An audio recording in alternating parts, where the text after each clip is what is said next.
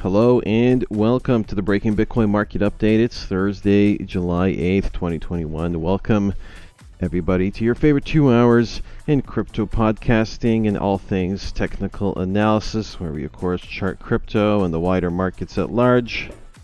As always, it's your boy Crypto Jack coming in to host, and I've got two of the CC analysts with us, Alex and Jason. Alex, how are you doing this afternoon? I'm great, thank you. How are you?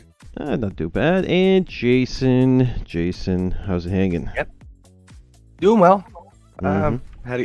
Had a good night. Watched Jack play some video games. Been working on some new strategies here to kind of deal with the choppiness of the market. Live testing some new stuff right now, so I'm pretty excited about that. But other than that, I mean, steady as she goes.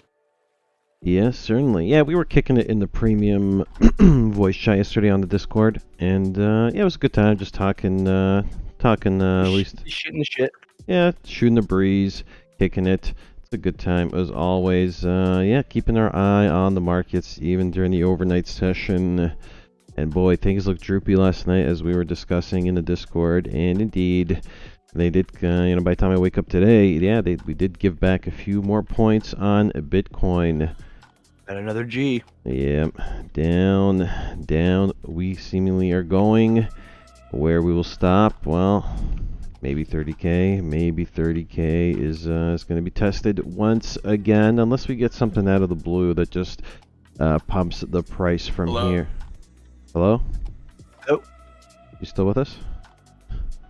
You there, Alex? Alex? His internet might be choppy. There was a hello, and then there was a click. I think they got him. They got him. I think they got him.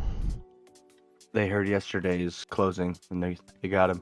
Yeah, he bagged on Elon too much. Elon dispatched some of his biggest hitters to Puerto Rico and handle Alex. Looks like they got here just in time. To handle Alex. Yep. Hello. Hilarious. All right, guys, let's get into it. We got a 2-hour show ahead of us right now. You know how we do this. We're gonna go from this intro into the news before we dive into the analysis. Brought to you by Alex, of course. He's going to be fielding the main analysis for today before we get into the second hour and handle the AMA chart request section of the show. In the meantime, let's do it. Let's get into the price action real quick. Let's cover where the prices sit right now, where we have gone in the last 24 hours. Bitcoin currently at 32,875, and yeah, this dump has taken us as low as 31.9. No, just around 32 flat overnight. We've recovered just a bit here, and currently kind of holding on to this Keltner channel inside the CC baseline indicator here. Might get even if it closes anything like this, we are going to get a kind of a below the baseline, but not quite out of the Keltner channel close. Yeah, but water's still green there. Water's we got still green. you, Alex. Oh, you're back. Welcome back, me. Alex. Yes, Yep. we speculated on the nature of this disconnect of yours. Yeah, I wasn't sure what was going on, so I just pulled the plug and restarted. It's like, why not? The internet's already down. Yep, So. I had to do it this morning too. Yep, the ripples in the matrix are affecting hardware everywhere seemingly, but Trinity couldn't get to the solar phone. flare. Yeah, that solar flare. We are certainly entering the next major solar cycle right now, guys, and a lot of FUD, a lot of geomagnetic FUD Solar on the flare's internet gonna today. EMP the world.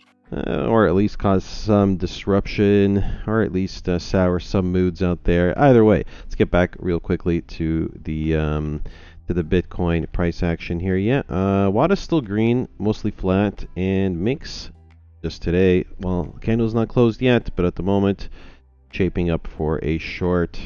Probably not a viable one, but more ranging, more sideways to come. It's going to be a long summer. Let's no one panic, no one do anything drastic just yet. All right, let's take a quick look at Ethereum. Ethereum shaping up and holding up even better than Bitcoin seemingly right now. Still decently above the baseline. It, like Bitcoin, from yesterday's highs, we are down 7%. Ooh, currently down about 10% from yesterday's very highs. We'll see what comes next for Ethereum. 2160. I will save further analysis for Alex to handle. And here, let's take a look at Ethereum, Bitcoin, something I'm watching more closely as of late. The only thing up today is like Titan. Yeah, that's the only thing on bubbles. Titan, and a few others. I think we got ICX, Stacks. Stacks disappeared from bubbles. No, Stacks is still there. Maybe it's shrinking its gains, but nonetheless, we'll look at it very shortly. Here's Ethereum, Bitcoin. Hasn't really broken a trend yet. Has been in an uptrend for about a week now. We'll see what comes next for the Bitcoin Ethereum pairing, or the ETH BTC pairing, I should say. Let's take a quick look. XRP, 63 cents, mostly sideways, doing a whole lot of nothing. Here's a look at DOT. Not a lot going on here. Gained a little bit of momentum. Not much happening here. Testing on DOT yesterday, and it's underwater now. Well, not much you can do. Not much you can do. Kusama. Yeah, because even Kusama started, well, not quite there, but another. Twitch is stuck buffering. Is anybody else's Twitch stuck buffering? There it goes. Maybe it's me. Probably be just you. All right. Well, let's get right back into it. Yeah, Kusama crossed above the daily baseline, getting sold into here. Any luck? It'll continue its march up, but at the moment, droopy, kind of like that DOT trade. Here's a quick look at Cardano. Yeah, a lot of these charts are looking pretty similar. Cardano currently, yeah, not a lot going on here. Cardano currently $1.37. What's Doge up to? Ooh, looking a bit like the Bitcoin chart. Hella droopy. Finally, gold. Gold crossed above the baseline yesterday, stuck in the Keltner channel. Now, today did go as high as $1,818. Getting sold into presently. Minx finally pulled out of zero, above zero. Crossed above zero finally on gold. What's the Dixie up to? About what you'd expect. A bit of a sell-off today. Not down too much, but still hovering around the 92. 92 on the Dixie.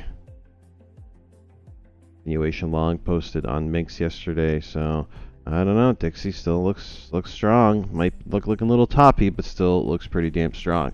All right, there's a quick overview of some of the latest price action. Further TA is going to come your way just in a few minutes from now. Hang tight, guys. Let's get into the next piece here. It's going to be bubbles. A look at the bubbles, and boy, guess we flipped pretty. We went from a pretty green day in the bubbles yesterday to a red across the board day today. Couple outlier gainers today though. Block stacks up nearly 13%, and Titan, yes, Titan swap, 15% gains day over day. Got a couple others such as Leo. And I think ICX isn't on this list. I think ICX, oh, yep. Is ICX on here? Nope. I think ICX is one of the gainers today. Icon and TFUEL and THETA, I think, are putting up some. We managed to dump our TFUEL short yesterday, so feel pretty good about that. Excellent. Yeah, not a whole lot going on here. A bunch of losers, of course, today, including some that were the big gainers from yesterday and the last couple of days. In fact, big losers include KuCoin shares, this Axie Infinity, which of course was one of the top gainers yesterday, AVAX, SNX, several others down double digits, around 10% curve among them. All right. Sometimes these markets giveth and sometimes they taketh away. This is one of those days of the latter. All right. Keep chipping away. There's your brief look at the bubbles. What a sideways and kind of boring market this summer crypto trading session is. All right, let's hop into let me think here. Maybe we'll take a look on yesterday's poll, guys. Don't have a new one for you today, but I do at least want to check in on the results of yesterday's poll. Yesterday's poll, of course, had to do with the GBTC trust that we're talking about. This is, one of the biggest, one of the bigger FUD events, at least brewing for this week or this month. The big 6-month lockup, and $1.5 billion apparently worth of the GBTC shares are going to be hitting the market.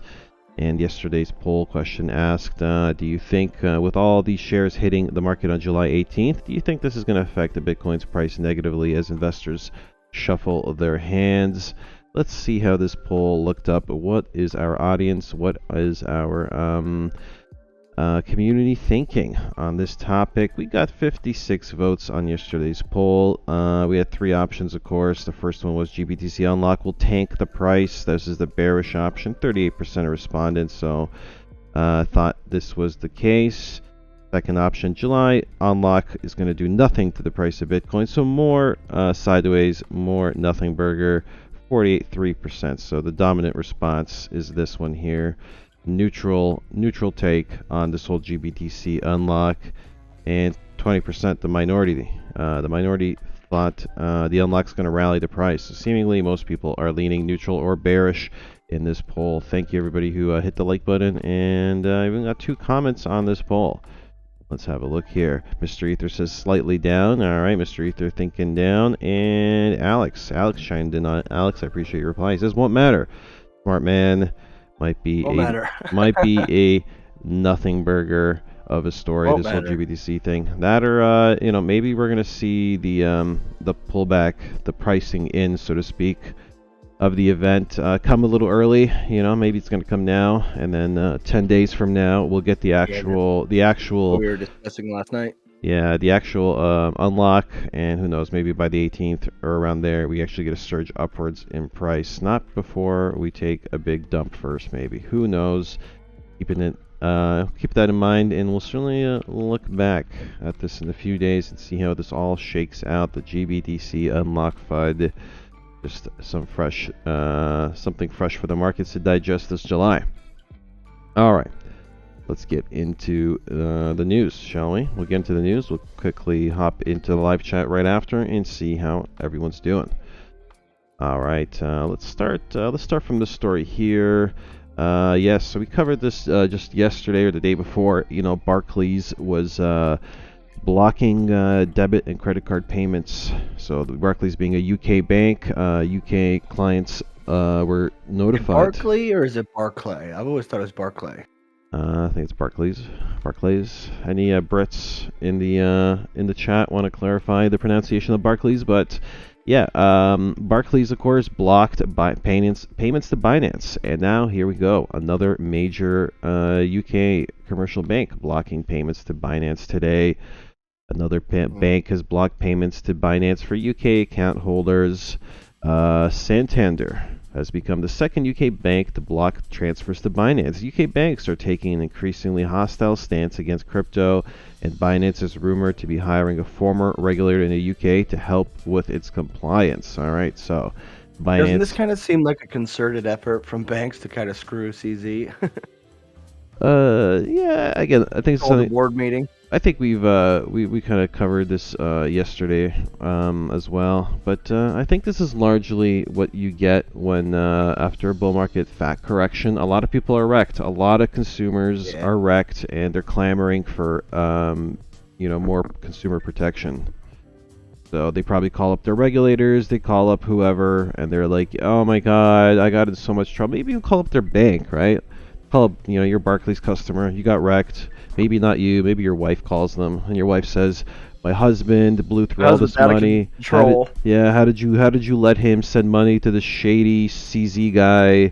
They don't even operate. They don't even have a headquarters anywhere. This is some bullshit scam crypto casino. How dare you let our funds be funneled into this Binance thing?"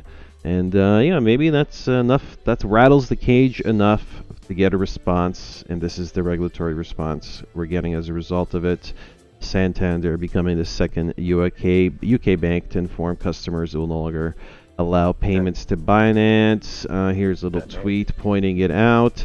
Quote, "For your protection." I know a lot of people roll their eyes when this is the response they get. You don't need regulators to really protect you, but maybe not you, but there's probably lots of customers, a lot of consumers out there who are probably wishing they never sent money to Binance at the peak of this last bull cycle.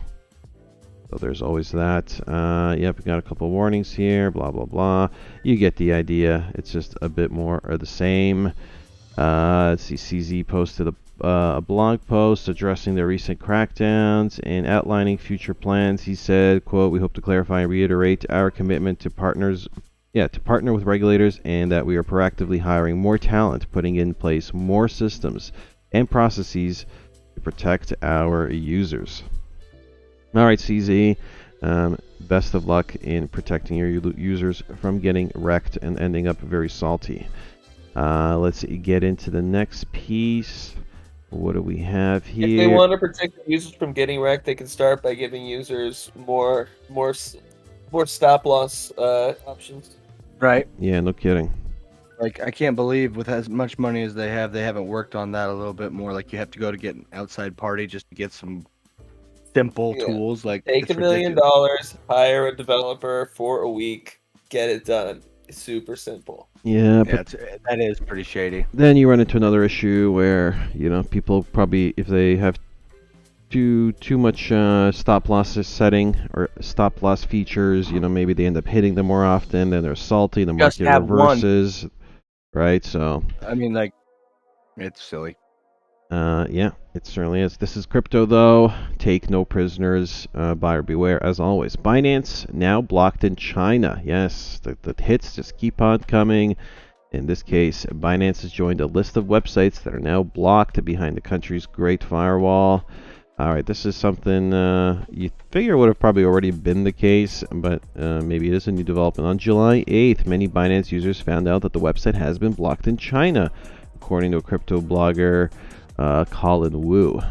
Here's a little tweet from him reading, "On the evening of July 8th, Beijing time, many users found that Binance app appears to be blocked in China and must use a VPN to log in.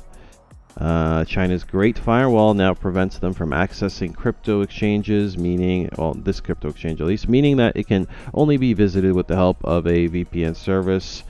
Binance's rivals such as Huobi and OKEX are still available in China." All right. Binance is really on the ropes lately. One hit after another. Rope-a-dope. They're going to come back swinging. Yeah. Yep, facing severe regulatory scrutiny. Multiple UK banks have banned it, as we just covered. Man, CZ's really taking it on the chin. Let's get into the next piece here. All right, we covered this in the last couple of days. Shiba Inu launching its DEX and its whole DeFi ecosystem. One of the big talks right now is following, I think, a bit of a safety audit, which it got a devastatingly poor score in. This did not seem to stop the market from pouring in liquidity. It locked in $1.5 billion in its first day. Crazy. God, damn. Crazy. People like playing chicken. Remember when all of DeFi hit $6 billion and we were all like, ooh, I remember when it crested over $1 billion for the first time, and now we have $1.5 billion injected into something like SHIB DEX in just one day. Let's have a look. July 6th, the makers of dog-inspired crypto Shiba Inu have launched a decentralized exchange called Shiba Swap. Following the rollout, Twitter account of the Shiba ecosystem revealed that Shiba Swap has secured over $1.5 billion TVL, total value locked, in just one day. The TVL as a metric represents the number of assets that are being staked inside a particular protocol. Here's the tweet from the Shiba token team. $1 billion. They're gloating about locking in a very cool looking doggy here, but security concerns. Despite the impressive starting TVL Shiba DEX, DeFi experts raise concerns over the safety of the project. The DeFi safety, which reviews the processes and transparency of crypto projects, gave the protocol a score of just 3%, which is far too low compared with other DEX projects such as Loopring, which has a security score of 82%. God damn. Gnosis DEX, which has a score of 91%, and Bancor, which has a score of 96%. Wow, how crappy of a DEX is this? How can you get away with 3, right? 3%. It's just like you fail on so many accounts. There's 97% chance of a rug pull.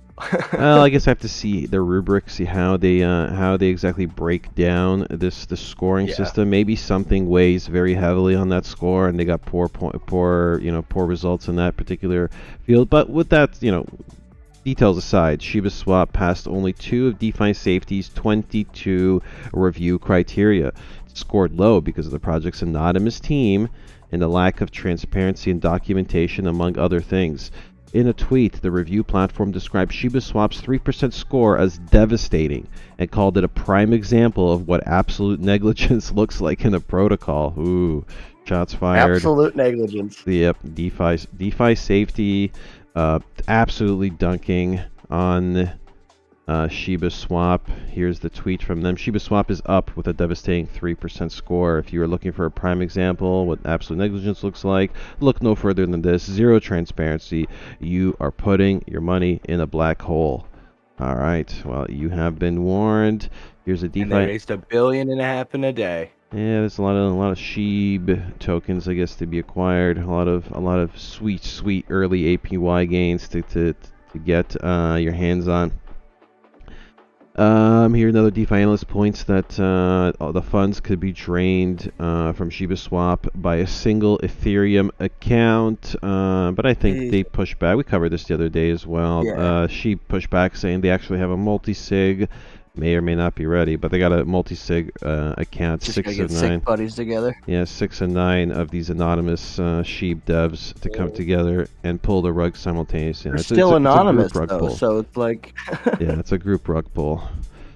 The value SHIB increased 14%, blah, blah, blah, blah. All right, guys, you get the idea. I don't think too many people here, are, at least in our audience, are going to be staking much over on the SHIB DEX, but if you do, well... this one's for you. I too like to live dangerously.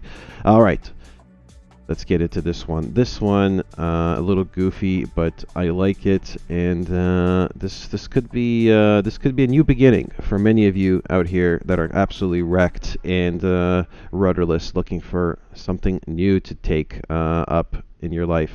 This time it's a reality TV show is now hunting for people who've lost Bitcoin fortunes. Does this sound like you? You might need to apply to a new TV show from ITV America. I've never heard of this broadcast channel. Anybody know what's ITV America? Either way, it's looking for people who locked them.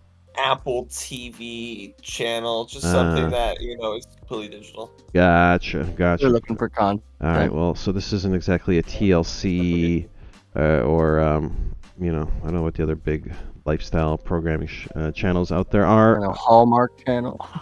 HGTV? Bravo. Oh, that's a good one. Yeah, Bravo. Yeah, Bravo. All right, so let's keep it as Bravo, HDTV, or the other one I mentioned.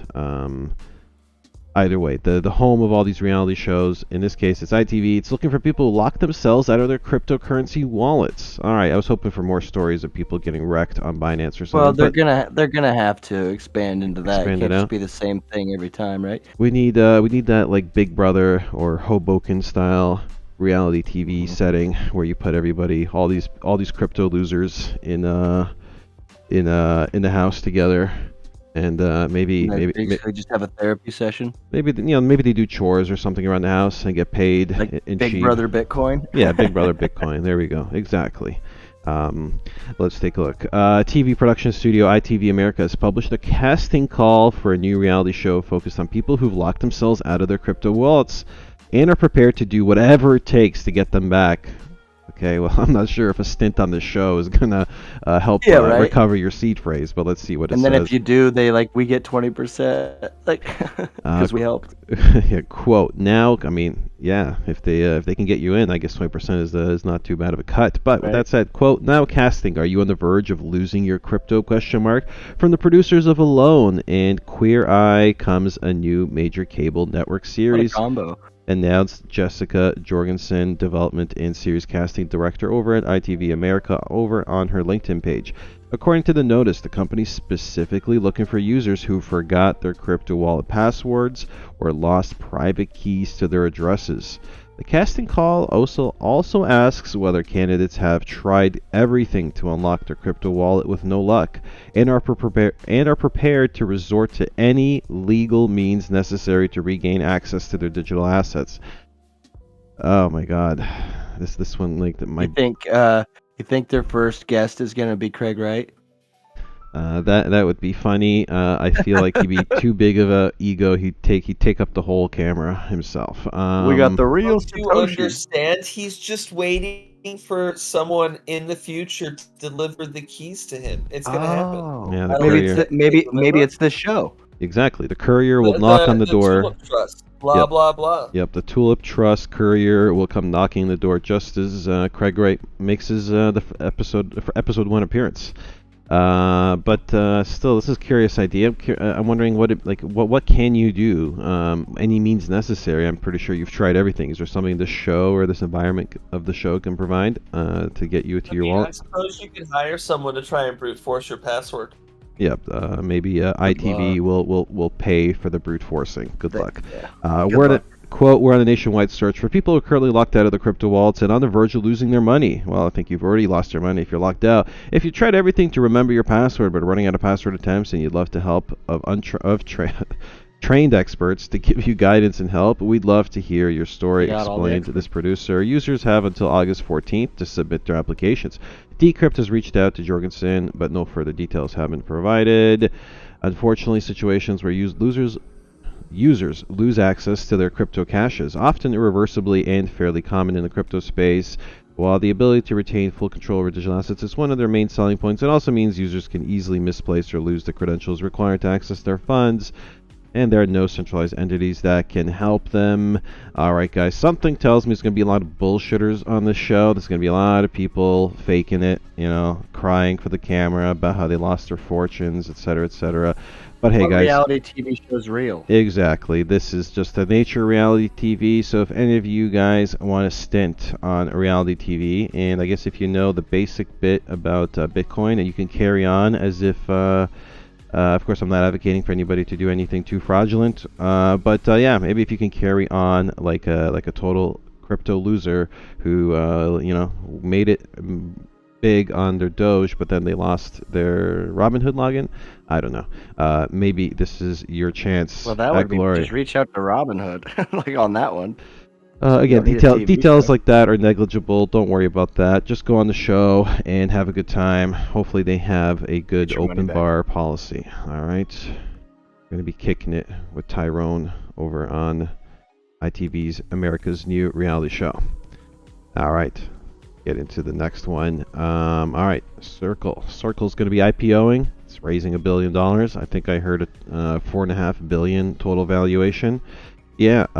Yes, Circle. The company behind the USDC stablecoin, the growing alternative, seemingly preferred alternative to USDT Tether, is now going to be getting into a deal expected to close in the fourth quarter this year, valuing Circle at $4.5 billion. Circle, of course, is the principal operator of USDC, a stablecoin that's seen massive growth. Rising from $500 million in market cap last year to now $26 billion. Circle claims USDC has handled $785 billion in blockchain transactions. That compares to Visa handling about $11 trillion a year, with Circle handling about 10% of Visa's volume. Yeah, Circle's in the big leagues now, and so Circle's going to go through a merger with Concord Acquisition Corp. It's a publicly traded SPAC with $284 million in trust. A new Irish holding company will acquire both Concord and Circle and will trade on the New York Stock Exchange under the ticker of CRCL. Tickler, yes. The tickler. The tickler's here, guys. $415 million has been committed in private investments in public equity financing, bringing total cap to $1.1 billion when combined with cash and trust, and Circle's recently closed convertible note financing. All right, well, some more signs that the space is maturing and Circle is on a steady come up. Maybe even more room to grow for Circle ahead. I'm good with this. Circle seemingly on the surface looks like that much more of a legit, more Western-based stablecoin provider in the space. And I don't know. I was just reading an article recently that Circle hasn't been very transparent about their reserves recently. I've heard that too. I imagine there's a lot of tomfoolery that goes on in this kind of businesses. I still feel like Circle has a bit of an edge up over Tether. Of course, I'm like my favorite verb or whatever that is, tomfoolery. Yeah. I really can't hear Jason. What? You might have to up. I said tomfoolery is one of my favorite words. Yes. Yes, there is your look at Circle, guys. I am, of course, of trust no one thinking, and for that reason, yeah, USDC is acceptable, but in the end, when shit hits the fan, I think I'd rather be in King Bitcoin. But in this case, yeah, more stablecoin options, and this one maturing accordingly. Finally, how are we doing on time? Let's take a look here. All right, we're pretty much on time. Let's knock out this last news item I want to highlight. We'll get into the next segment. Senator Warren seeks answers from SEC Chair Gensler on potential crypto exchange rules is the title of this one. Senator Elizabeth Warren, hide this, wants the chairman of the SEC, Gary Gensler, to weigh in on crypto exchange regulation, a possible prelude to more tangible action on this front in Congress. In her letter, Warren, who's of course no stranger to criticizing crypto ecosystem, said that her aim was to request information regarding the SEC's authority to properly regulate crypto exchanges and to determine if Congress needs to act to ensure that the SEC has proper authority to close existing gaps in regulation that leave investors and consumers vulnerable to dangers in this highly opaque and volatile market. Warren, in sum, wants Gensler to clarify, among other areas, whether the SEC needs more authority to regulate crypto exchanges. It's a notable area of inquiry, given that Gensler himself told Congress in May that he wants to work with Congress on this particular subject. Quote, "I do think that working with Congress, and I think it's only Congress that can really address it, would be good to consider whether to bring greater investor protection to the crypto exchanges," he said at the time, and also mentioned, and I think that there will be a case, because right now the exchanges trading in these crypto assets did not have a regulatory framework either at the SEC or at our site agency, the CFTC, that could instill greater confidence. Yeah, I do agree with him here. Once we level the regulatory, or we nail down the regulatory landscape, make everything much more clear and transparent to everybody, this could very well instill this greater confidence that he mentions, and very well open the floodgates of institutional investment. We really do, as much as I'm not a fan maybe of too much government meddling and regulation, we do need to turn this corner. I do feel that it's inevitable that the regulators are going to get in, shake things up, and kind of clear the space for our next growth, next cycle of growth and maturity. Let's see here. This is a further quote, I think, from, let's see here. No, I'm going to read this here. Warren's letter also honed in on decentralized finance, a topic other federal officials, including SEC Commissioner Hester Pierce and CFTC Commissioner Dan Berkowitz, have spoken about publicly. A month ago, Berkowitz cited DeFi as a challenge for market regulators like the CFTC, remarking that federal regulators should become familiar with this new technology and its potential uses and be prepared to protect the public against misuse. Yes, good luck with that, Mr. Berkowitz. People want their DeFi, and unfortunately there's almost no way to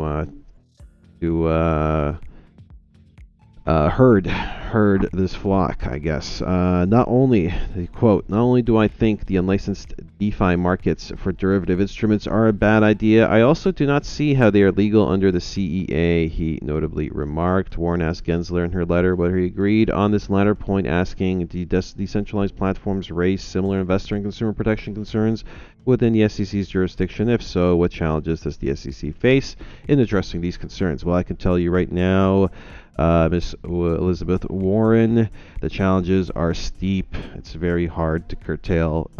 People kind of engaging with DeFi. As long as the internet remains somewhat open, good luck curbing this. And I mean, what can you do when something like Sheeb Swap launches with piss poor security ratings, and yet billion plus still flows into the DeFi ecosystem of Sheeb Swap? Is there anything that the regulators or Congress can do to curb such recklessness? I sincerely doubt it, but they're free to try. Give it a shot. In the meantime, guys, just let's try not to give Congress any more reason to come in here, and maybe we need to police ourselves more, right? But alas, this is just the way the space works right now. Make sure you get yours and avoid having that rug pulled on you. All right, enough long talk. Let's get into the live chat. Let's see who's kicking it with us today, and then we're going to get right into the next segment. TA, of course, coming your way in just a minute. Gonna take a look at the live chat here. Gonna expand out the chat window and see who's with us this afternoon. All right, Daniel. Daniel on YouTube, you're here first. Your YouTube notifications must be working pretty accurately, pretty consistently, because you are a regular first chatter of the day. Bob the Builder, you're also in here pretty early now. He says, I'm a proud second place in the comments this afternoon. You certainly are. Electric on Twitch joins us, writing afternoon, everyone. Well, very good afternoon to you, Mr. Electric. Damian Hughes on YouTube. Wells Fargo is canceling its own customers. DeFi enters the chat. Yes, Wells Fargo has canceled all types of customers. We are entering kind of the dark age of commercial banking. Cancel culture is getting into things that you might have otherwise thought were protected. Nope. Big string of high-profile bank service cancellations I've seen in the U.S. in recent weeks, and I assume that's what you're referring to, Damian Hughes. It's not too well known because most of the people getting canceled are considered unsavory characters and therefore deserve to lose access to their banking. Bflow writes, hide no neighbors, or hi ho neighbors. Okay, hi ho to you, Mr. Bflow. Hide no neighbors. Damian Hughes, this music makes me crave Molly. I can understand why the intro was probably inspired under a Molly-induced trip. Let's have a look here. Franklin MC writes, good morning on D-Live. Shoutouts to Franklin MC. Recommendations on the best broker. I don't know. Best broker? You mean like an online brokerage? TD Ameritrade? Yeah, I don't know. Charles Schwab. Yep. There's probably some Google. Google would likely answer. Yeah. Heck, maybe even Robinhood. I don't know. Crypto Caveman. Oh, yo. Toronto in the house is Crypto Caveman. Shoutouts to the Caveman from my neck of the woods. Toronto in the house. Alex1233 on D-Live. Hello and good evening. Very good evening to you, Mr. Alex1233. Profit Bear in the YouTube chat. What up, y'all? Let's try to make some money today. Money bag emoji. Yes. You are on the ball, Profit Bear. Crypto Caveman. Cheers, boys. Hope everyone's enjoying their summer. I know I certainly am. Yep. Peckham08. Evening, y'all. Shoutouts to Peckham. The market took a... Then, yeah, it certainly did. Peckham08. Not too much of one. We're just seemingly doing the same old range dance here, aren't we? Alex1233. May the 4th be with you. It was pumping earlier, taking some profits on what looks like a red day. All right. Yes, maybe May the 4th. I mean, I think you're a couple months late, but yes, May the 4th be with you as well. Polly B, hey folks, shoutouts to Polly B. Taz Blitz on D-Live as well. Says evening, good evening to you. Jordan Stotts on YouTube joins us, running hey, shoutouts to you. Let's have a look. We also have Alex1233 writing, I'm good, my man. I managed to take profits on a red day, so I am cool. All right. Always good to take profits and let the markets kind of shake out. Good to make money when everyone else isn't. Mm-hmm. And England got to the final of the Euro. Yes. I'm not following the Euro Cup, the UEFA Cup this time around. I used to follow this in my earlier years much more closely. But England in the final, who are they facing off against in the final? Who it's England versus who? Somebody let us know. football coming home, he says. It certainly is. Congrats to any British footballers in the house. You guys are getting the finals to your home. That's excellent. Let's see here. A lot of partying on Sunday. I bet it is. Let's see here. I saw a crazy metric actually posted yesterday talking about beer sales in the UK. They're so high right now due to the Euro Cup, footballing, that there's actual threat of or risk of a beer shortage in the UK. Oh God, It's gotten that bad. It's gone that bad. I heard some ridiculous metrics. Something like 1 case of beer sold every 0.1 second or something there. It's gonna be insane. anarchy. Yes, well, it probably will be with or without the beer, yeah. Alex sold 33 all-day session, baby. All right, well, make sure you take a break from your trader terminal. Please get some stretching in or something. Taz Blitz, yes. Barclays, I think I'm going to need this phonetic spelling, but I appreciate the effort. Taz Blitz, to Splashy85, good evening to you, Splashy. PDD63, I do see your request. Hang tight, I'll add that to the list. Dave Rice writes, good morning. Shout out to Dave Rice. I see your request here as well. Dave Rice says, I'm crying because I haven't got my fortune yet. Well, hang in there, buddy. You'll make it there one day. Step by step. Yep. I haven't built. I'm still building mine. Yep, same. We will get there one day, gentlemen. Any word on D-Live? Cuckoo coin, opposite direction today. Yes, cuckoo for Coca Puffs. David Rice. Puffs. Whatever. Ew. I mean, that's an old gag. David Rice, I'm scared. I'll always be building and never get to step back and enjoy all that I build. Everyone else will, though. No, there comes a point where Can't worry about that stuff, man. Yep. Build for now. Stack your chips. When the time is right, sell and kick your feet up. Toast. Leave your family. Move to Puerto Rico. Yes, toast to your good fortune at some point. Leave your family. Ice cold. David Rice, me saying step back. I'm gonna roll back. Okay, all right. He's yes. Well, roll one for the homies. You will never get anywhere in life unless you take yourself out of the comfort zone. I'd say you're doing perfectly well, my friend. Indeed. Any word? CGT. Is that a request? Any word? Continental GT, Carrera GT. What do you mean by CGT? Let me know if that's a request. Any word? Can't roll back. My battery died. Okay. Mac W's with us. He's referring to his wheelchair. Okay. Any word? Pirate Chain headed down to below $1 maybe. Yep. Give me a shout. I will buy some sub-dollar Pirate Chain myself. Mr. Ether says he hedged yesterday. There you go. That means something. Alex Soul 33. That means something. Over Jack's head, I think. Yep, maybe something over my head. Indeed. ICP is on its wild water slide again. All right, hang tight. The Italians. Okay, someone's clarified. Italy versus England. We are England, guys. Let's do this. Unless you're Italian, then we are Italia. Forza Italia, everybody. Yes. Gravy Grits and Greens joins us on the D-Live chat. Dixie Pump account for Market Slide. Am I right? Poly B. Poly B, BGX on Binance. I see that. Hang tight. Beer shortage, says Gary Goods and Greens. Lock the country down. It's about to get real. Yeah, tell me about it. Poly B, glad I drink Guinness. Okay, good stuff. B-Flow, don't threaten me with a good time. All right, guys. That is everyone shouted out. Glad to have our loyal audience in here with us as usual. Glad to be spending another summer day with the boys, with the audience. I thank you guys so much. All right, enough of this. Pretty much got to get into the next segment. Technical analysis Alex comes time. your way next. Yes, it's Alex time.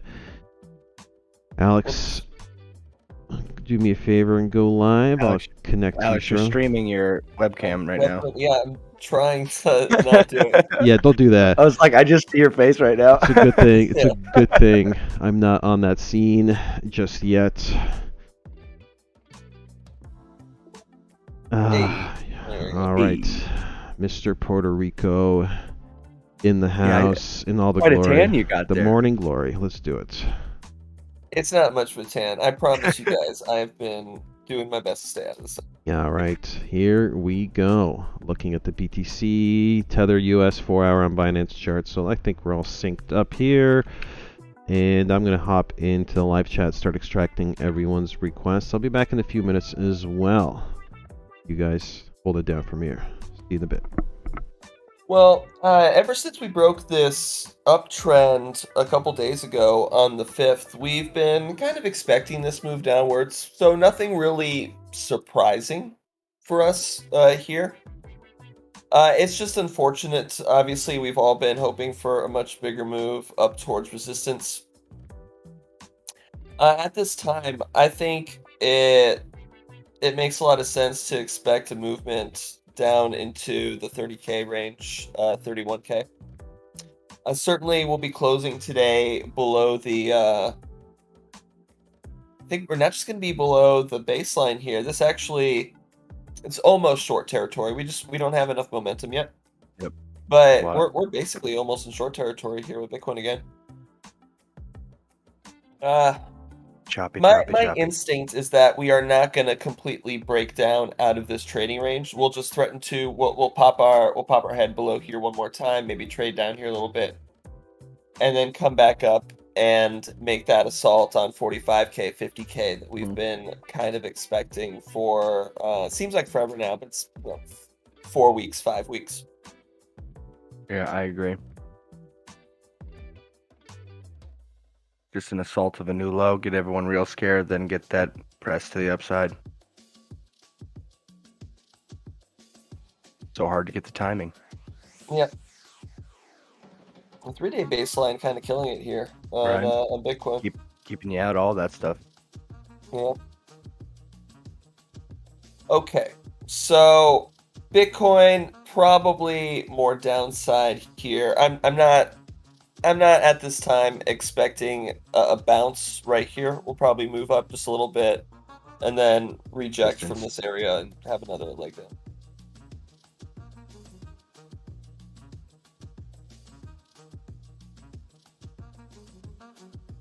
Ethereum, we did finally break this uptrend yesterday. Gotta love these trend lines, right? You just draw lines on your chart and it tells you when to get out. Who knew?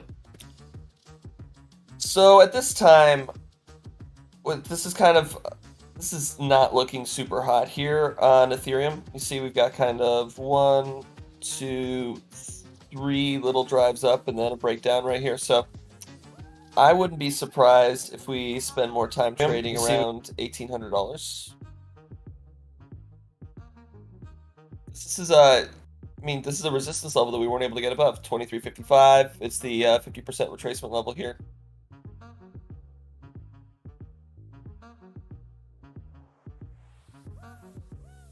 Sometimes you only hit the 50.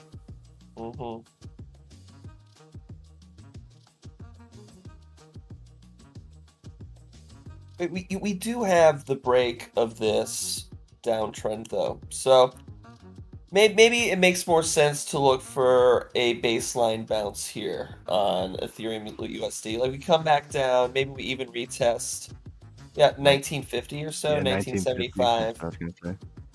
You get people a little too bearish, and then get that movement back up towards resistance that we've kind of been expecting. Either way, on lower time frames, I think this is pretty disheartening right here. This is definitely a break of this this uptrend that we had slowly built up. Most likely we'll come up and we'll retest this area one more time.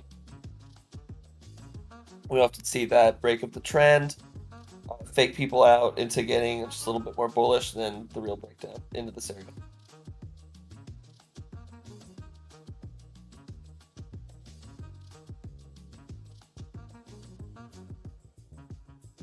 Bitcoin dominance rising today. Not surprising. I think a down day is going to cause more losses on us than it will cause on Bitcoin. That's where we're going to see Bitcoin dominance rise in these situations.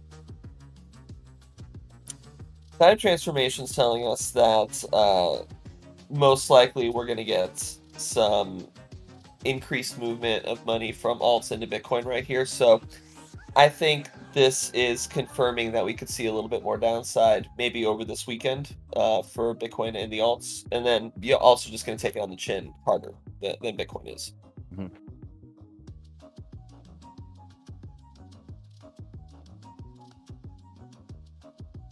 This is not a fantastic place to be rejecting from. You know what, I think there might just be a little bit too much going on in this chart right here. Let's just start over.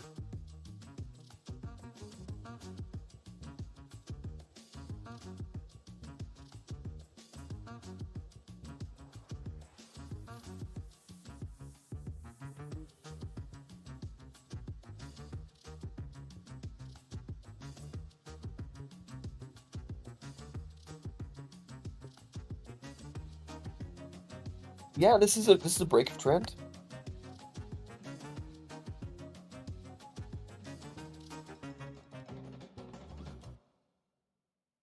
I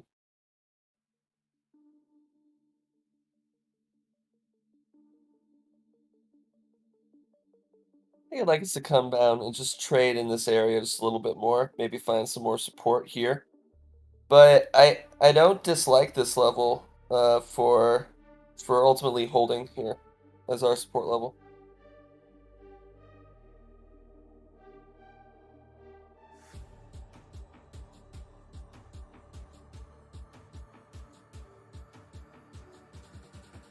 Problem is just, you see, this was support, support, support, support, support. We break down below it. Now this is resistance for us. It's kind of ugly.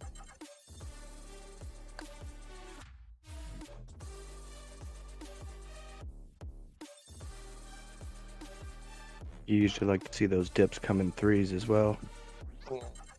1, 2, and then maybe a third leg down. Yeah.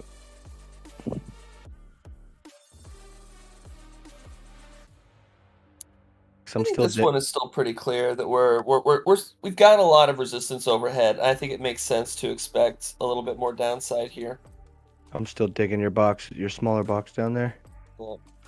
Maybe. I mean, we do see a nice little support level, or Yep. resistance level here. Some Little interesting volume right here. But I'm happy with this level right here. If we go to this area, we'll probably wick down here. So. Privacy perp, weaker here.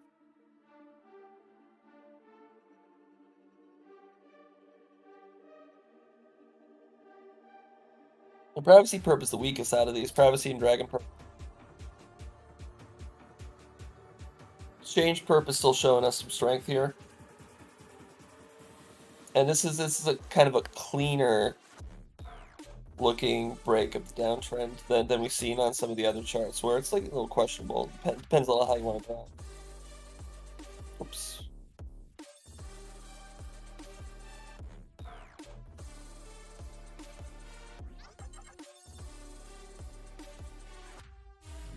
Yeah, you look at this, and I think it's just clear we can't expect a lot of upside here on exchange tokens. This is still kind of all distribution in my eyes.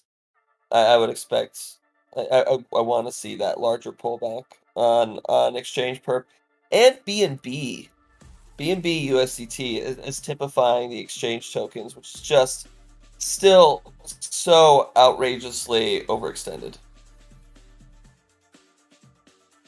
Right? We still have so much we could pull back here. Even on just this trading range, we haven't even fully traded down near the bottom of this trading range. We tapped it here. I want to see us come down here and trade here. But most likely to come down here. So, alts are not looking super strong right now. We need Bitcoin to continue trading sideways. That's how alts can move upwards. That's how alts can regain bullishness. We were discussing this yesterday. If Bitcoin continues trading sideways on low volatility, boom, we'll get an alt season. Guarantee it. Alts are pretty oversold right now. Some of them are down 80, 90%. They're not bad looking spots, but they can't move if Bitcoin is dropping.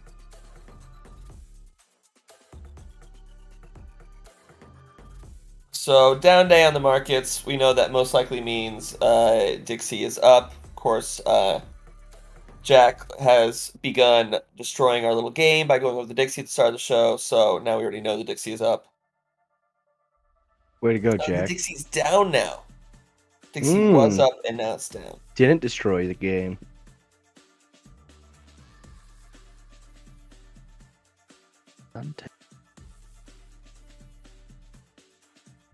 Yeah, this is still a break of the uptrend here. I think we could see some more downside on the Dixie. This is good.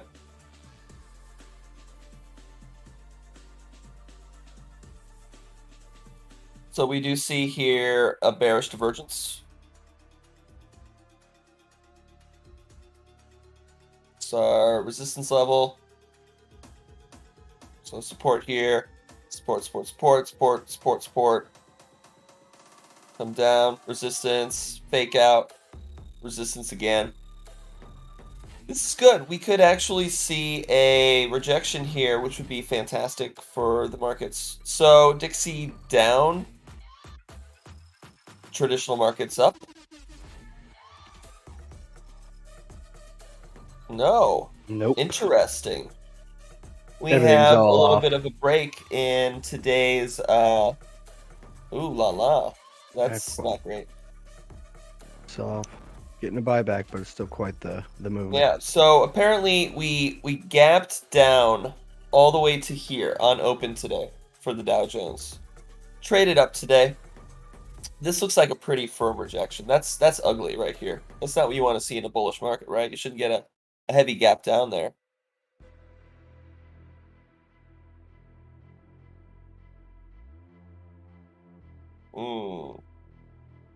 The 3-day, I think, looks... Whoops. Sorry, guys. I'm looking for apartments down here in Puerto Rico. So, yeah. Give us a tour. Clasificados. That's what I'm looking at. Clasificados. You know, I think this volume is kind of interesting right here. I think I might want to see us come up and peg this area one more time before we break down. What do you think? I completely agree. I think that, yeah, with that wick down, you're probably going to get another one up to test that top, and then the complete rejection. Yeah. I mean, look at all those bearish We divergences. have support here in this spot. This was resistance here. Support. And you basically wicked right up to that other that line of support, that box down there. Did it wick into it yet, or just barely? Yeah, just barely. No, hasn't been in here yet. Yeah. I can totally see us ranging right between that. It's very interesting. Okay, so Dixie is not keeping with its inverse correlation today with the rest of the markets. That's interesting. What are NASDAQ and SPY doing? Down.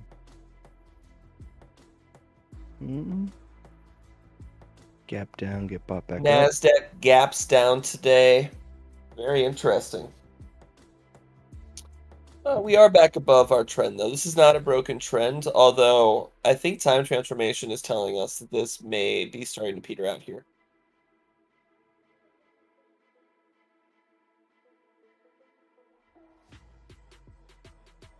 At the angle of attack. This 3-day candle does close in a couple hours.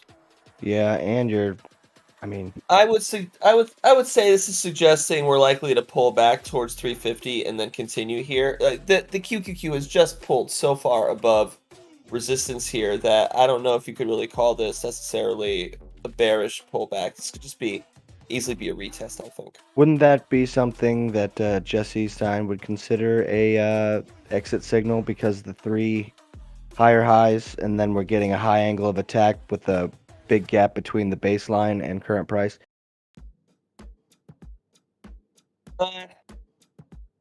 Maybe. It's not quite like this isn't the same thing as the 3rd higher high. What we have here is we have a break of resistance. I don't know. I just don't see it in the way he is describing it here. Yeah. It's, It's interesting to look at if we do get that pullback, though. yeah. But yeah, I would think at least a test of the 3-day baseline.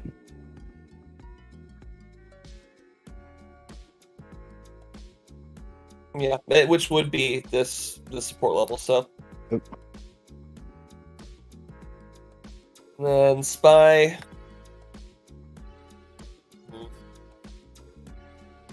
3-day doesn't necessarily look bearish. It's the gap down. The gap down is really ugly on all these. It's just it's so big. We closed up here at It's just so 435, and we big. opened all the way down here, 428.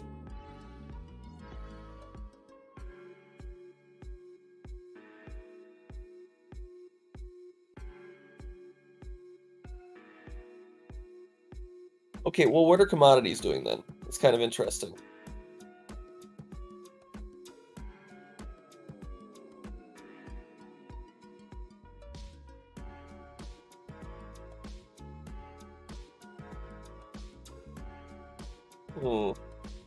Gold is finding some resistance up here. I'm not really sure what's going on with gold right now. We're starting to cross above the daily baseline. I suppose that's good. I think the best thing to do right now is just not be taking a position on gold either way. I don't consider this particularly strong price action for long. Silver, I've been saying get the fuck out. I think you should continue getting the fuck out of silver. Anybody who tells you about a silver short squeeze is just... I don't know. Opium. I don't see it. I don't see it. This looks like a big short to me.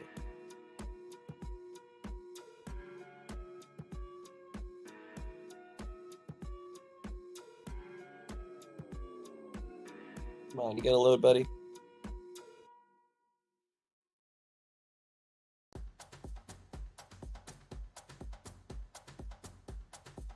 Okay.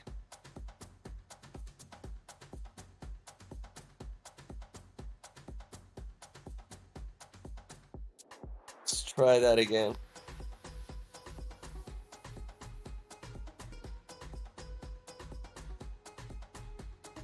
She isn't strong at all. There we go. Yeah, I think it makes a lot more sense to be aiming for a retest of the this previous swing high from 2016. It'd be a murder if it slices through all that. Yeah. There'll be a lot of upset people out there. What's that? You're super low again. I said there's gonna be a lot of really upset people out there. Yeah. Ooh, palladium, interestingly, is showing us a rejection here. We'll want to see how this week ends, but if we finish this week looking like this, then that's pretty bad. Because big candle, medium candle, small candle at resistance, probably get a reversal candle, Yep. and then it'll do this thing. It'll do the line. Yeah, it'll do the line.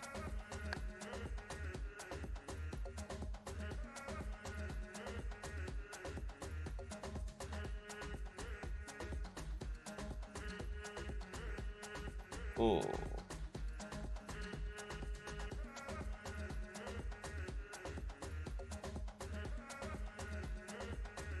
Yeah, it looks like the uptrend, or it looks like the downtrend is holding on platinum here.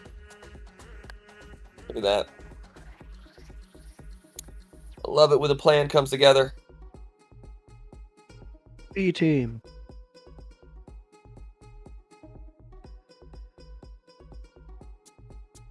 Yeah, at this time I wouldn't be holding on to platinum for a long-term long as long as we're maintaining this downtrend. Time transformation is telling us to be out here. This rejection candle is telling us to be out. Yeah.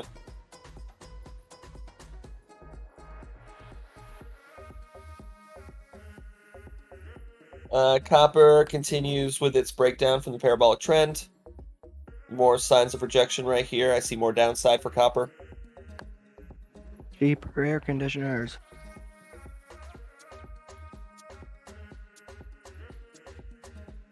a nice bounce back today on Brent crude, but it's too late. This trend is broken. This is just too strong of a rejection right here. Boom, boom. Those are some strong selling. Time transformation also is this is giving us a short signal. Basically, we're peaking our head below 0 here on the oscillator.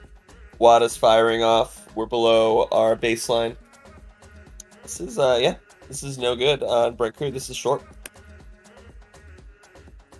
Look at corn right here. Look at these lower highs. Dead. We're dead. Goodbye, corn. Good. By corn.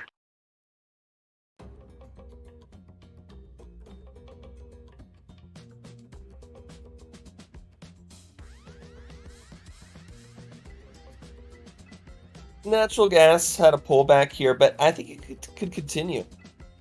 Yeah, we're holding the uptrend here. I don't see that much weakness. Time transformation is already kind of resetting itself. We could, cross back up here. I'm not as bearish on this as I am on a lot of the other commodities we've looked at.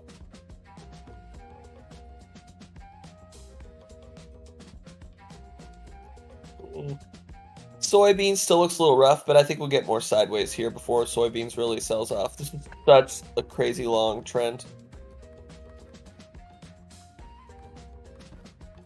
Trend really began in 2020 when that derecho or whatever destroyed all those cornfields and soybean fields in Iowa. Yep. Too bad I missed it. I just had my neighbor call and say that my grill and my deck door was gone. Took out a tree.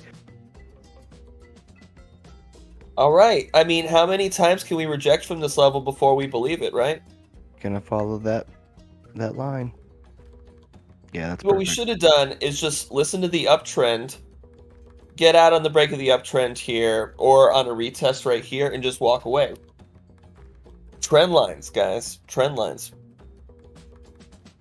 All we've done since we broke this really is trade sideways. Trend lines. So hot right now. Yeah. So hot. That's what's in. Hot Hansel.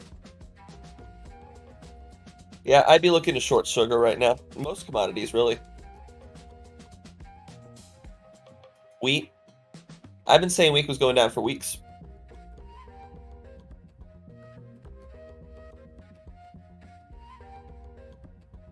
Aussie 200 is going to have a really rough weekly close.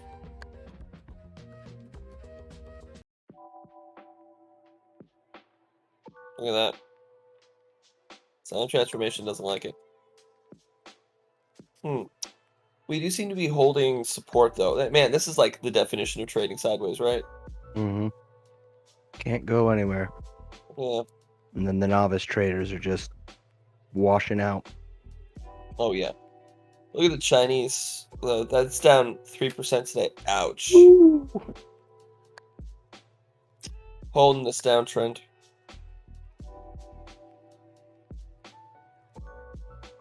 It's a big day for China. Big bad day. Yeah. Look at the weekly here. Oh. That's like a Worse. break of support. It doesn't look too hot. France. Oof. Oh, that looks like a perfect short setup. Yeah. Well, we've been saying that all week. And today we're finally getting the follow through. Yeah. Oh, God. Oh, man. Yeah, you could have taken that about like a week ago, huh? Hong Kong. I told you guys we were going down. Ended up being a distribution pattern right here. I'd be looking for some more downside here on Hong Kong.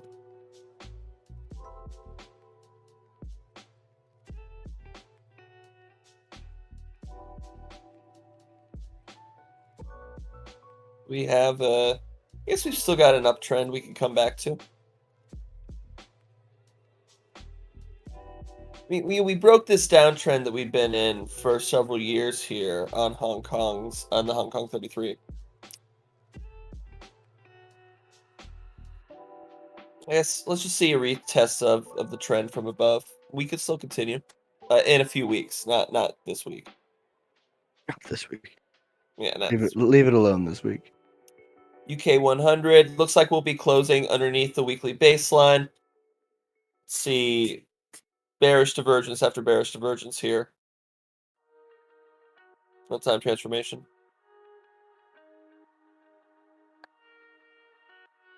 Told you guys, big short. Look at this rejection from resistance. Yesterday, it was definitely threatening to close above it, but here we are. This is the final nail in the coffin. Man, look at all this selling. Boom, boom, boom, boom, boom. It's like chopping down a tree, guys. It takes a lot of hits to really push down the markets. A lot of hacks. India, still at resistance. Take out a put or a short or something on this chart, guys. Jesus.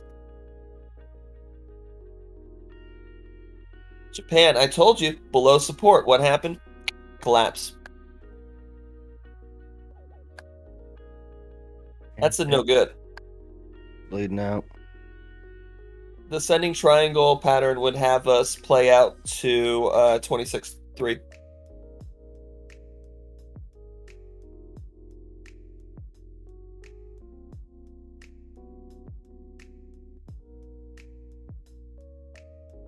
Ooh, well, looks like we're finally breaking below support here on the Netherlands. We should be closing it today. Divergence. You can see I drew it kind of loosely, right? I wasn't like super tight up against this trend. So the fact that we'll be closing below it today, I think really means we really are breaking below this trend. Yeah, I tried to... You try and give it room to breathe so that you don't get, suckered in every time we get like little closes like this. Make sure it's a clear break. Yeah. And then here we are, and time transformation is giving us this bearish divergence. We see a higher high on price, a lower high on our oscillator.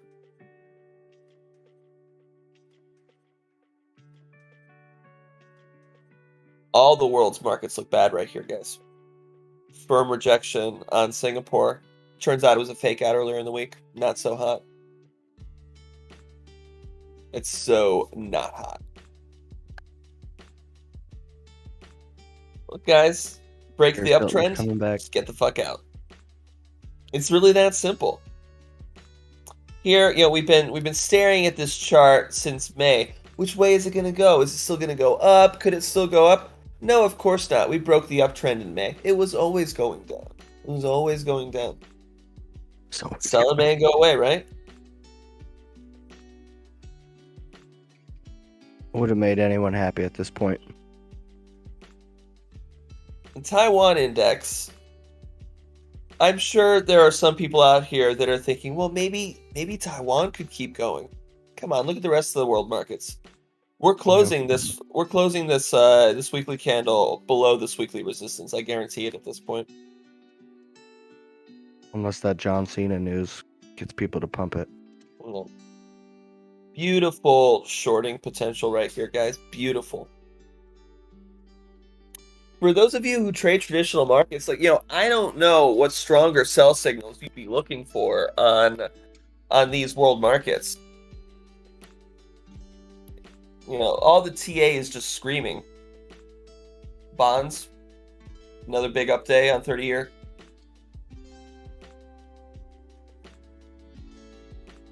The Russell is currently hanging around the point of control.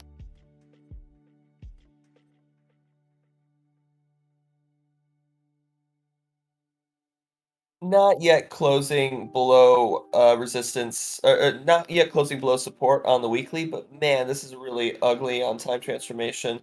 Because we have basically an equal high here, but a much lower high. This is really, this high is, so it's this one right here. So equal high, lower here. WADA is also not happy with it. WADA's telling you to short this area. I mean, it just looks bad. We break the uptrend here. We trade sideways. We keep rejecting from resistance. That's how price tells you to get the fuck out, right? That's nature's way of saying don't be long. Nature's way. Yeah.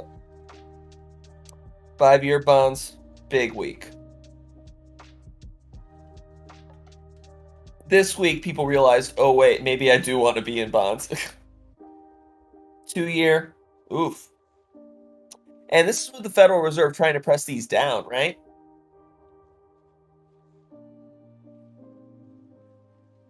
$10-year. That's it. Finally broke above resistance here of the trading range.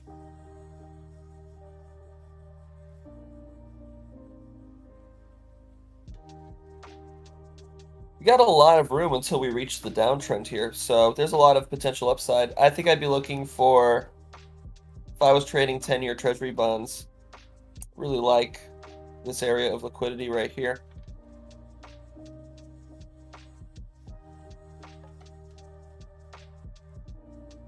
See what happens.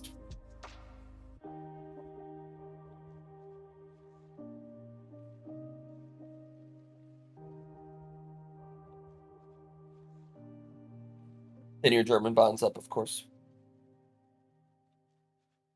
All right, so I think ultimately the markets look really bearish today, much more so than they did yesterday.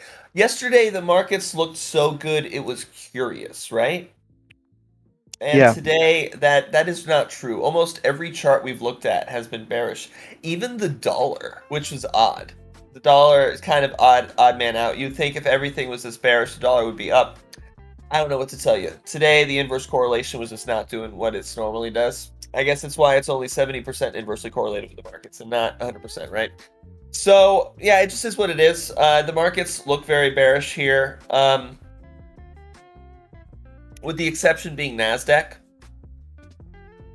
NASDAQ is mildly bearish. I mean, the 3-day has been so strong on the NASDAQ that that we've just got this kind of effect where we've been marching up. And that's not true today. Or at least that's not true with today's 3-day close.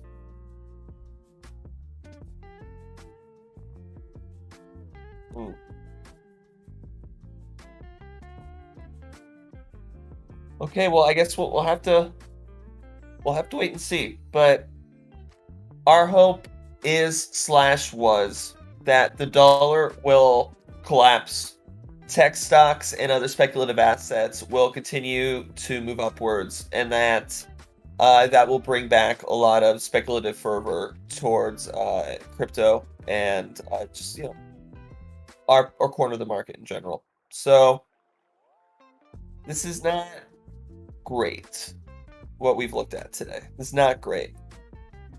Because Certainly maybe not strong. NASDAQ will continue, but the US is not the only country that, you know, trades cryptos. If every country in the world collapses, that's going to be kind of rough. Let's go ahead and look at chart requests. Let's do it. All right. It doesn't seem to be too many of them today.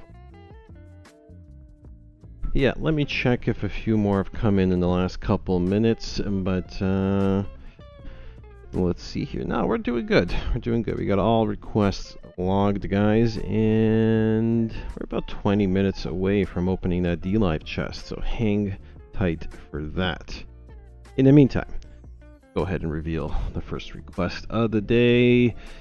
Let me just hide this and put this on screen here. All right, first request up right now is going to be coming from PDD63 on DLive. He writes the following: requesting OXT USDT. Orchid blows all the others on that bubble chart. All right. I think you mean blows them away. Yeah, but you just said blows them. I wrote it. I read it the way it was written. And so No, I know, but I'm talking to him. Yes. You said one thing, but I don't think it means the thing you thought it means. Oh, yes, that's funny. it's true. You nailed it. Orchid blows everyone. Yeah, I think you could probably take this all the way back up towards 45 cents, man. If you're in it, it's way too late for us to get in this. It's a continuation signal, but I am sure that if we look at this, we're gonna find a candle size violation.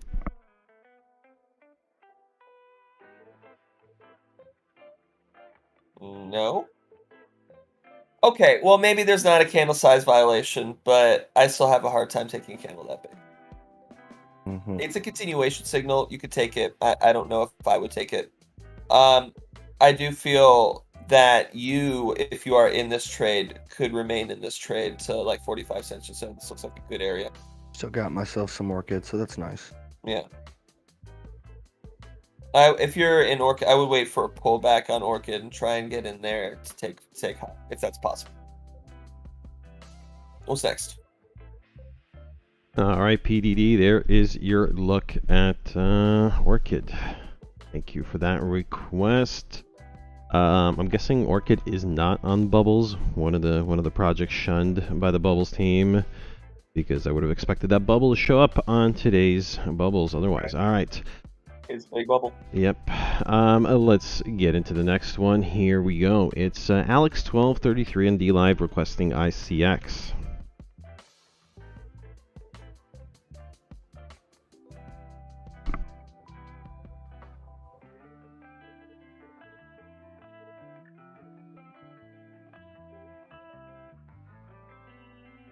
Yeah, This literally. looks like a lot of charts we're going to be looking at today, guys. It's just way too late for us to be getting into this trade. This is pretty much near an area where I would be starting to look to get out.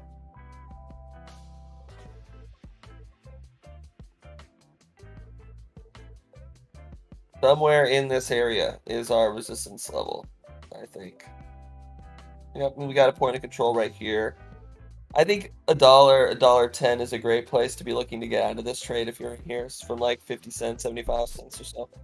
This is not an area to be like, oh, I bought here, it's time to hold on for good. This is like probably take here, trade, get out of this trade, move back down. You could maybe short it long. This is just a high volatility bottom. I would not be holding on to this for the long term. So figure out where resistance is here. Maybe, I mean, fuck it. Draw a trend line. On the break of the trend line, get the fuck out. Wait for time transformation on the daily to turn over. At that point, get the fuck out. Yeah, I wouldn't like be holding this, but if you're in it, good for you. Let's take profit up here and get the fuck out. What's next? All right, there is your look at ICX. Shout out to Alex1233. Let's get right into the next request. We have the following. Any word talking about Cuckoo Coin. It's going in the opposite direction today. Yeah, let's give KCX a quick look. KCS, I meant. KCS a quick look. It was a runner the last few days. Well, I mean, I actually think I mentioned over here that you would want to be picking it back up near $10. So, so far that seems to be bearing out. I'm surprised how quickly we pulled back here.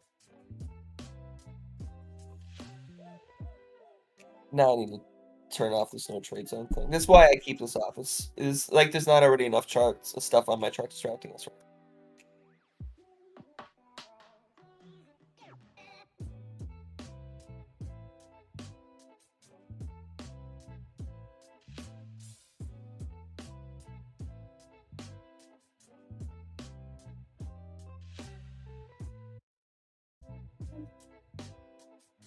I guess we could push down a little bit more, but I think I really expect to see $9.5 and $10 to kind of hold here. I mean, look at the 4 hour. We're already getting pretty overextended to the downside here, and we haven't even pushed that far below our trend.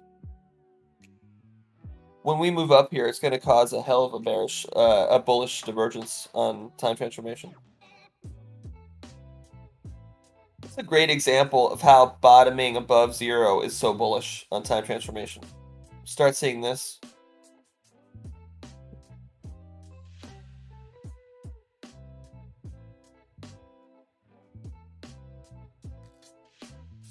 Okay, well, yeah, I think KCS probably still has room to move to the upside, especially as long as we're in this trading range. Let's see us move towards $15 here eventually. You see the break of the downtrend right here. Cuckoo for caca puffs. All right.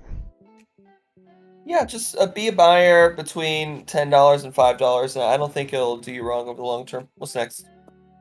All right, there is your look at KuCoin shares. Let's go ahead and get into this next one.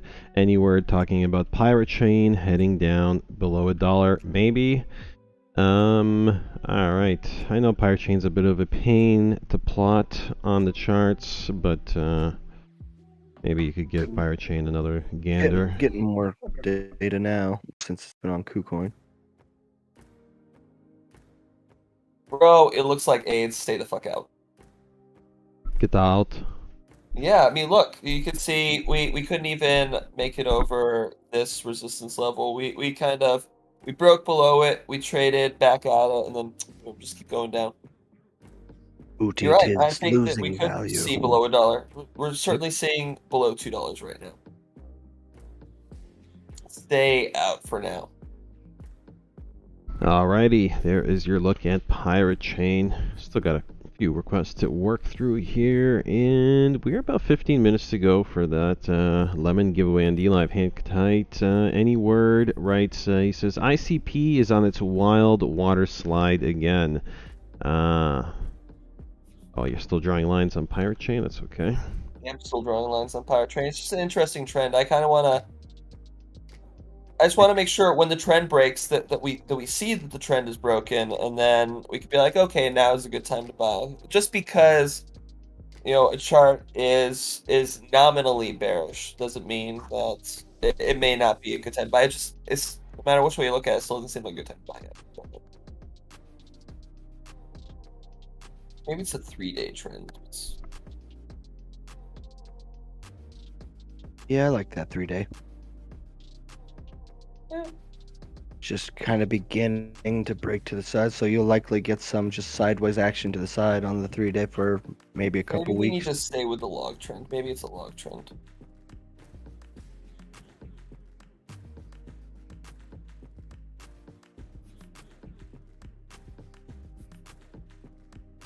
Yeah, it's gonna have to drop just a ton in order not to create some bearish or bullish divergence, though, right? Yeah, sure. But I mean, fine. We know wherever it bounces, it's going to bounce hard because it's come so far. Mm-hmm. It's interesting. Look, it's already down many percents. So like anytime it bounces, that could be the final bounce. We're already past the 80% point. All right. Okay, Jack.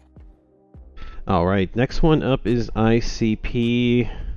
Mentions of it continuing its slide.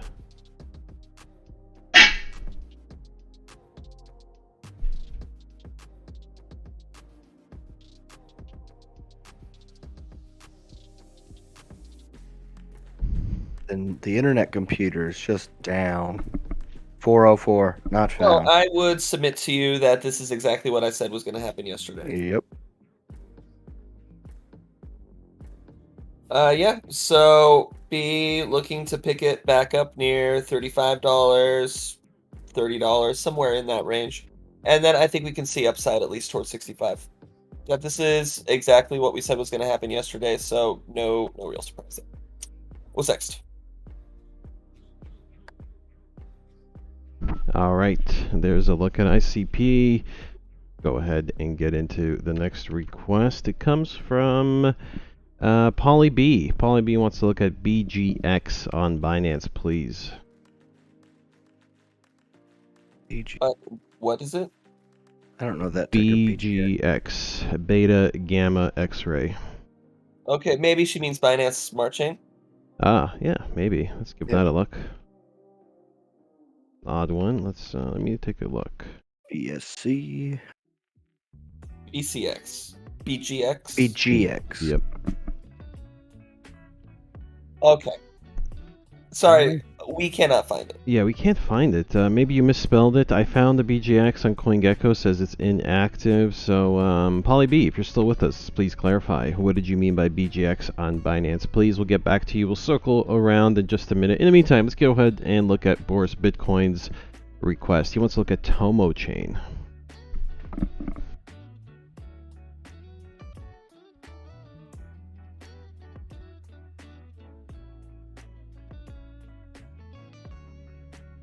I mean, I guess it's a continuation signal, but we're getting so close to resistance here that I don't really feel comfortable taking it at this time.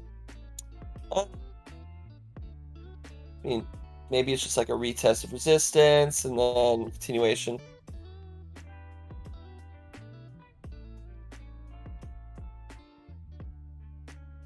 I suppose you could take this back towards 285, $3 still maybe.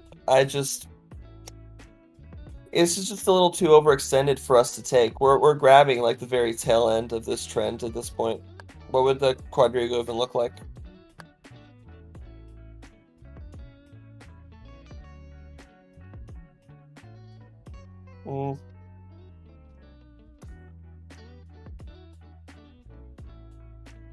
I don't know, maybe it makes more sense here to just take a trend that is holding. We're getting continuation signal. It's kind of bucking the market today. It's up today while the rest of the market's down, right?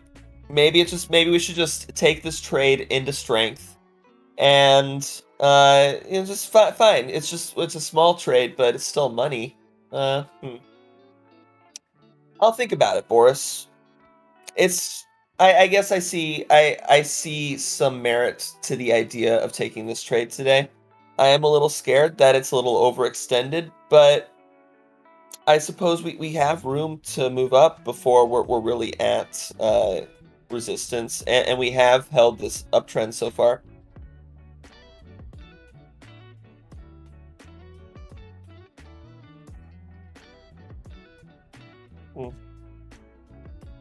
Where's our resistance? What's that look like?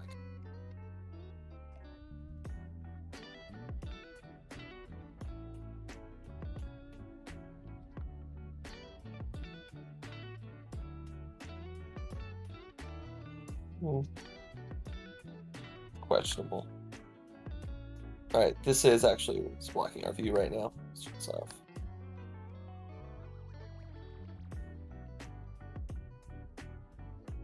Four-hour push.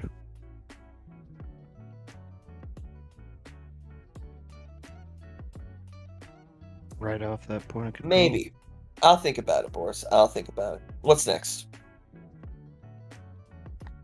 All right, let's go ahead and get into one of the last requests of the day. Let's see how many we still have on the board. Just a small number now. All right. This next one is for Dave Rice over on YouTube. He wants to look at Zilka and Cardano.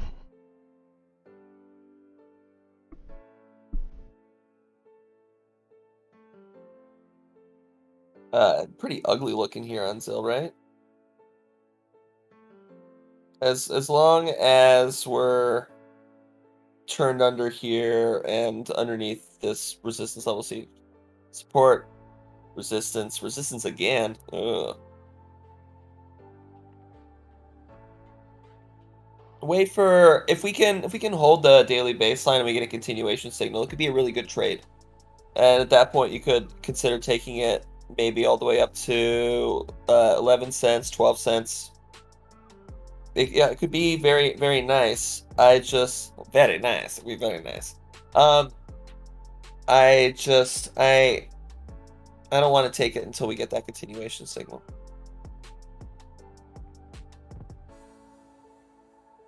It basically did do this thing. It's just a little later. A little earlier. Yeah, let's just wait on a continuation signal from Zil, and then if we get that, it could be a really banger trade, I think. All right, Zil, and what was the other one? ADA. You got it. ADA.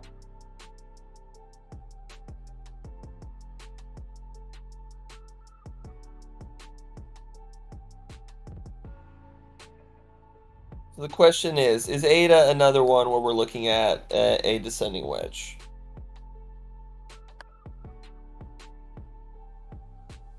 If it was a descending wedge, what would that trade look like? Let's do a price measurement. Take you right down to your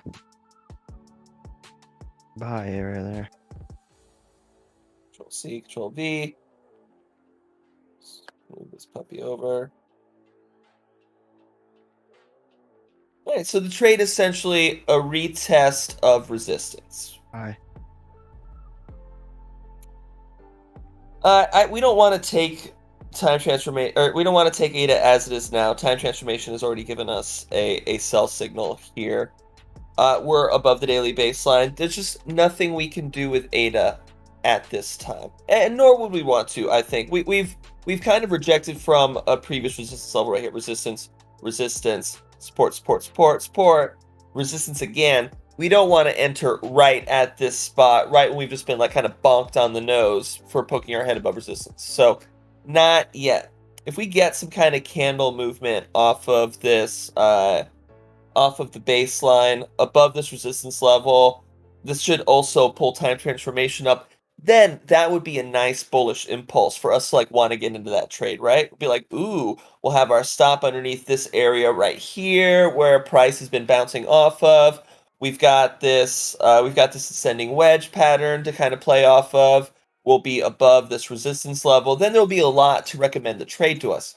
But until that happens, we don't want to be involved in it, right? Yeah. What's next? All right, next up, one of the last requests of the day. We're about 4 minutes to go for the D-Live chest opening. In the meantime, let's look at this one from Anyword. He does want to look at CGT. This is cash gold. Cash as in cachet. CGT. Okay, I found it. You found? Okay, excellent. I thought it might be a hard find. Cool. Whoa. Whoa, gnarly wick. Yeah, what's that wick about?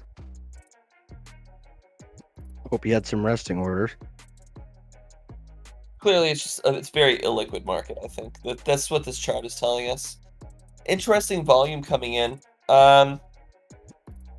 Maybe they just added the treasure tether pair. Let's see what the Bitcoin pairing is. There's a lot of volume coming in. We do have a break of the downtrend.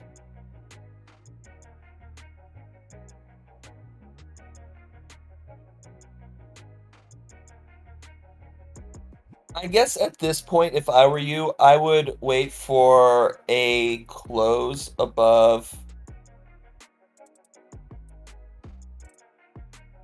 18.5, 19, whatever the fuck units of a dollar this is, or whatever the fuck units of, it's 1.7 million. No, this is 110, 100, okay, 177,000 sats. That's what this is, numbers. Okay, so 180,000 sats, 190,000 sats. If we can close up in this area, then it'll make sense to take long. We could push up even higher here.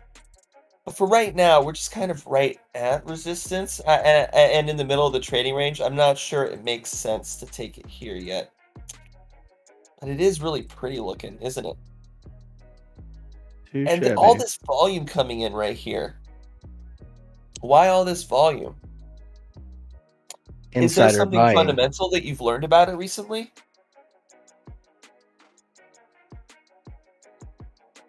Anyway, if there's some strong fundamentals and we've got this volume coming in, this is not ugly price action. We see a lot of absorption here. I wish that the market was a little bit more liquid. All these wicks are a sign that the market is not ready for like large institutional entries, clearly. The more liquid the market, the more likely an institution is going to want to accumulate it and then mark up the price. You know, do something Wyckoffean where we get a markup, distribution, markdown, that sort of thing.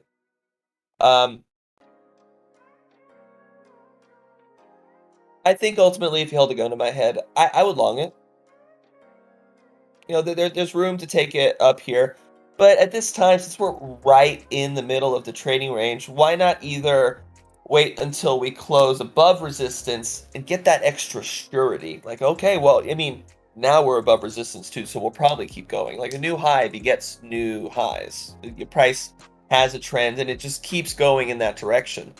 Or like maybe try and grab it back near the lows, right? Grab it near 14, maybe 13, maybe set some limit orders and try and see if one more big wick down will get you filled, right? If take advantage of that illiquidity, right? Or yeah, so one or the other. But right here, right in the middle of the range, I don't know that makes sense. Why not either get a better price or more confidence in your trade. But right here in the middle, you kind of get the worst of both worlds, I think. A lot of opportunity cost taking it there. Yeah, there's opportunity, not even opportunity cost. It's just you could get either a better price or you could get more confidence if you wait either direction. Mm-hmm. If you take it right now, it's just like kind of FOMO. You're like, ooh, this chart looks potentially good.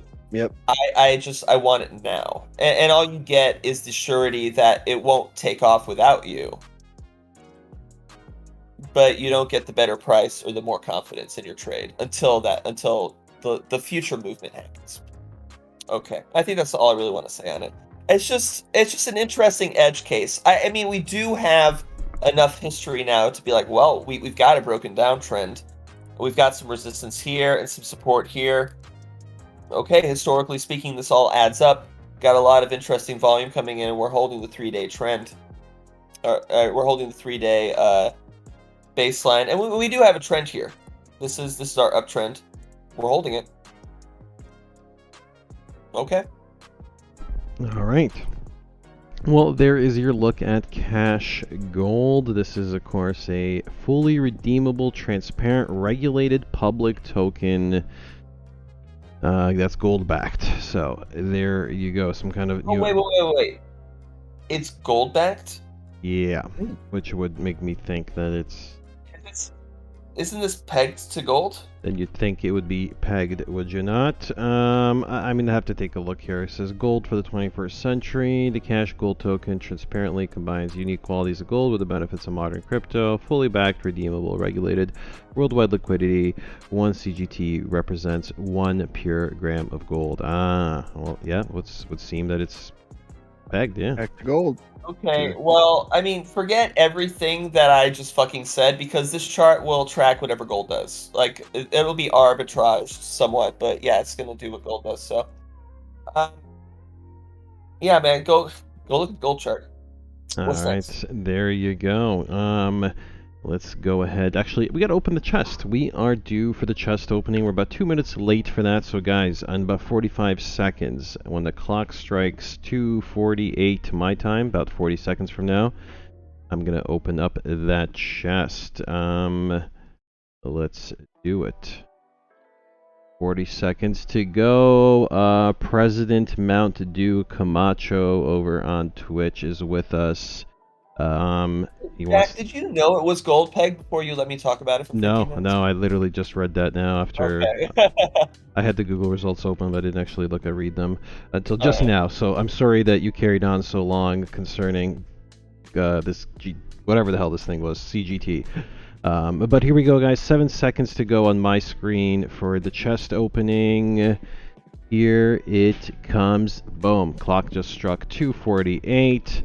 Let me see if I can put this on screen for you guys. Here you go. Here is my distribution prompt on my screen. Lemons, no whammies. Get your lemons in, boys. Let me see if I can go claim mine on my other account. All right. Looks like my claim is in. That's good. And distribution is coming your way in just a few more seconds. Good luck and congrats to everybody getting their hands on some lemons this afternoon. And here we go.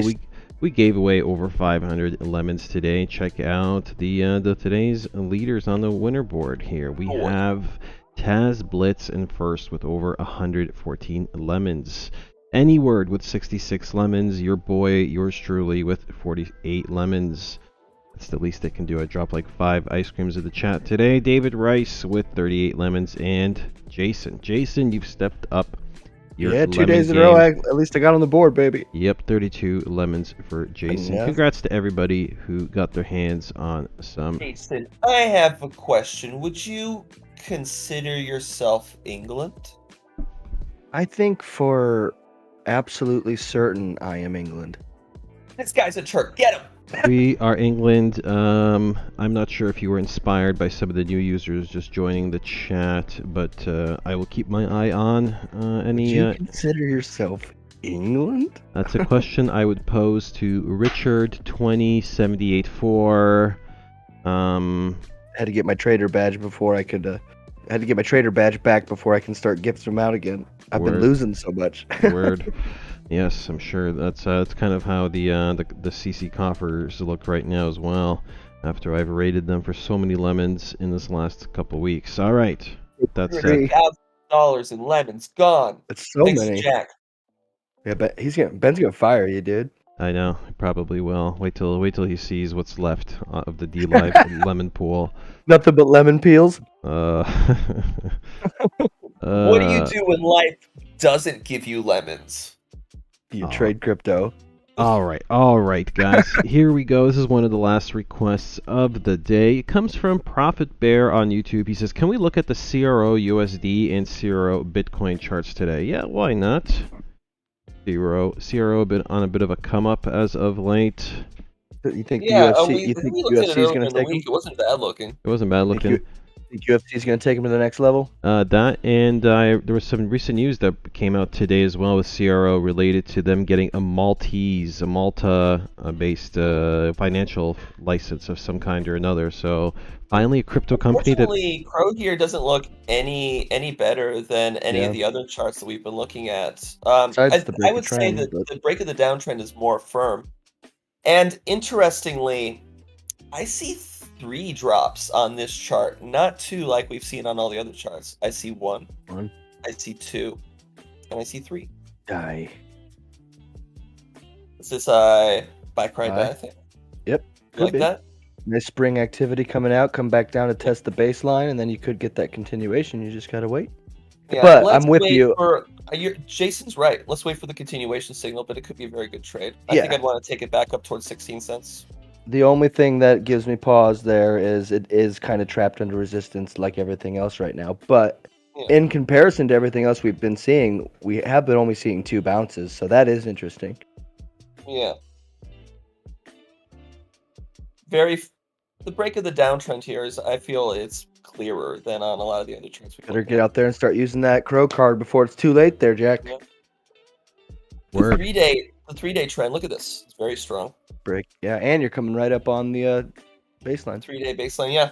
I think this is a strong chart. I think Crow could be a strong bouncer here.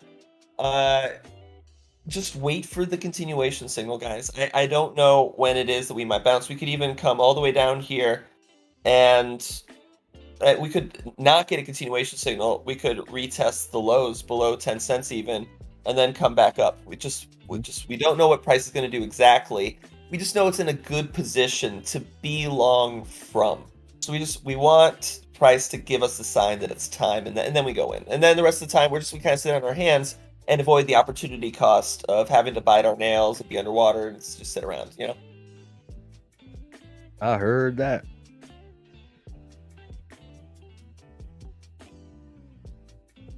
All right, I presume that concludes your thoughts on CRO. All right, perfect. You draw your lines for now. I'm going to introduce to the next request. This is one of the Your last. little lines, peon. Yes. You Claude. All right. David Rice on DLive wants to look at TFUEL. Asks if there's time. Please do TFUEL. Yeah, we still got a couple minutes. We can give TFUEL a shake.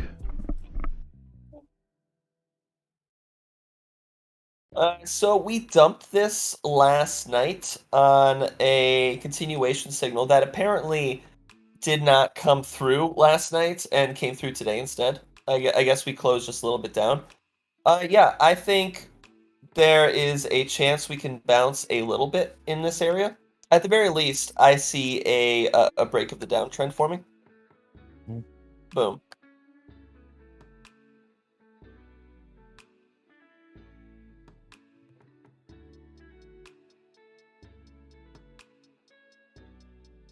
So I would not be looking to take this very far. I think you could take this back up towards 42 cents, 45 cents. This resistance level right here. So resistance here, resistance in this area, resistance in this area. So that's what the measured move I think is telling us. We should be expecting a super large bounce. Just something that it's going to take us Right back to the high. Oh, interesting. This wants us to take us all the way back to the resistance area at 50 cents. Okay. Maybe even 50 cents. Maybe you can even take this to 50 cents. we'll leave this here and we'll keep our eyes on this. But one way or another, we dumped our TFUEL short for right now. I do still think we're going to end up down here, or maybe even down here, but perhaps not right away. Curious to see. Does THETA look any different than anything else out there in comparison? Just with TFUEL doing well.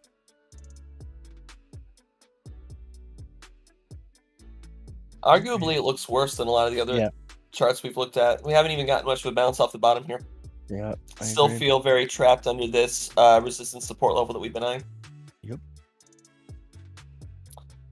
Yeah, at this time, I couldn't really recommend any kind of trade in THETA. Although, I guess... No. I wouldn't even want to be short here, because it sort of feels like we could be shorting the bottom of this descending triangle. You'd want to short a break of this area. Anyway, what's next? All right, well, there is your look at TFUEL. That's going to make it one of the last requests of the day. I'm going to check on the chat real quick. David Rice saying, George, aren't we George? No, not so much.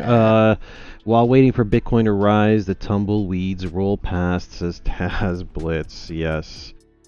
Like I said, guys, it's going to be a long summer. All right, final request. Go away. This is... I was reading Reminiscences of a Stock Operator, which you guys should read. It was written about Jesse Livermore, a very famous trader from the early 1900s.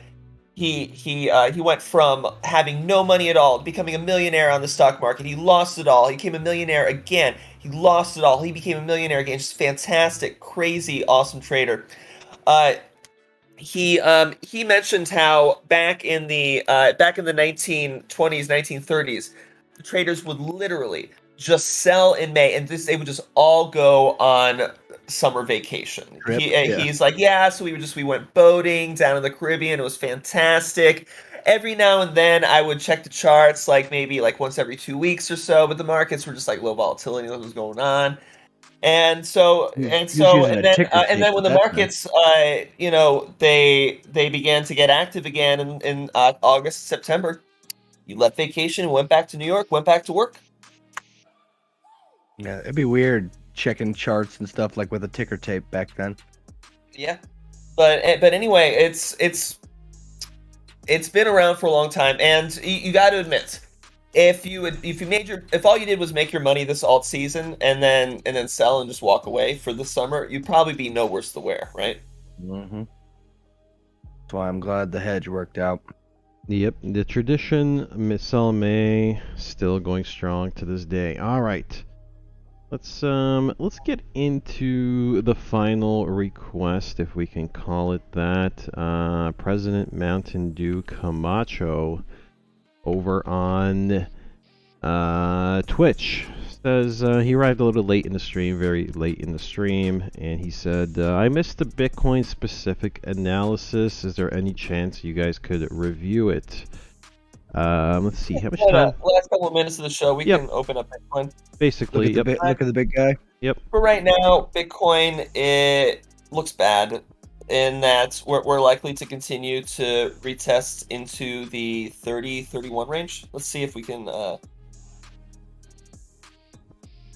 chart that's got the area marked out. The 12-hour signal that I took has a TP of 31,198, I believe. Yeah.